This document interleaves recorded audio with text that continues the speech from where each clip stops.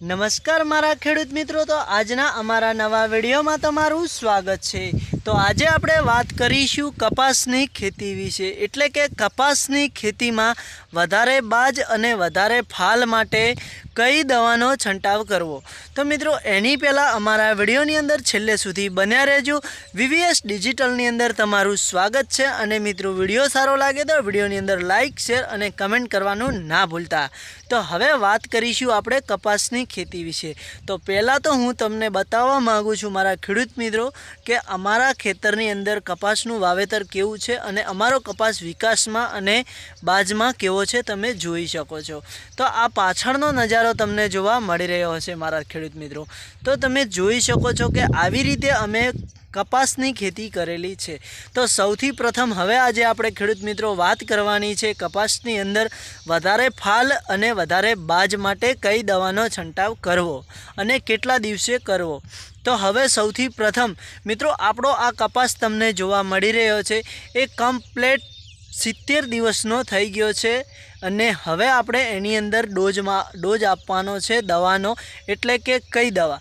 તો સૌથી પ્રથમ ગુજરાત વેસ્ટિક કંપનીની જે દવા આવે છે, જૂક નામની દવા આવે છે, એ હું તમને છેલ્લે એની બોટલી જે આવે છે બોટલ દવાની એ પણ હું તમને બતાવીશ અને એ દવાનું નામ છે જૂક। એના કારણથી મિત્રો એ પણ આપણે એક પંપની અંદર કેટલી ml દવા વાપરવી અને કેવી રીતે છંટાવ કરવો।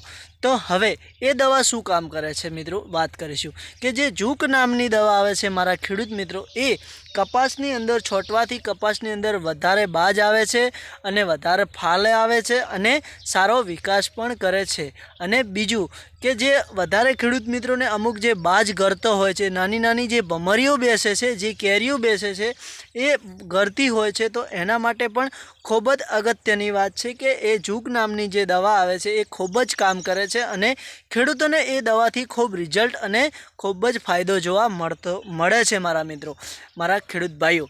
તો હવે તમે જુઓ કે અમારા જે કપાસની ખેતીની અંદર અમે જે દવાનો ઉપયોગ કર્યો છે એ જ હું તમને જણાવી રહ્યો છું। તો તમે જોઈ શકો છો મારા ખેડૂત ભાઈઓ કે આવી રીતે હજુ કપાસની અંદર તૈયારી થઈ ગઈ છે બાજ બેસવાની અને આજે આપણે જૂક નામની જે ગુજરાત વેસ્ટિક કંપનીની જે દવા આવે છે એનો ઉપયોગ આજે આપણે કર્યો છે અને એનો છંટાવ કર્યો છે। તો એક પંપની અંદર મારા ખેડૂત મિત્રો 20 ml દવા નાખી છે, કારણ કે પહેલો ડોઝ છે એટલે વધારે ભારે ડોઝ ના નખવરાય।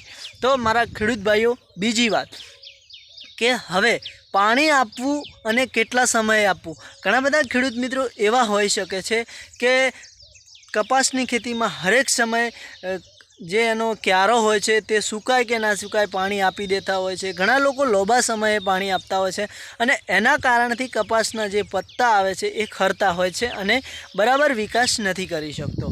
તો મારા ખેડૂત મિત્રો આપણે કદાચ એ પણ ડિપેન્ડ કરી શકીએ છીએ કે જમીન પ્રમાણે પાણીનું વિતરણ કરવું, એટલે કે કદાચ કાળેતર જમીન હોય તો એની અંદર થોડા 20-25 દિવસે પાણી આપવાનું હોય છે, 20 દિવસે લિમિટ ઘણી, અને કદાચ રેતવાળ જમીન હોય છે એટલે કે ફટાફટ આપણું ખેતર પાણી પી જતું હોય એવી જમીન હોય છે, તો એની અંદર આપણે 10 થી 12 દિવસે લિમિટમાં પાણી આપવું જરૂરી છે।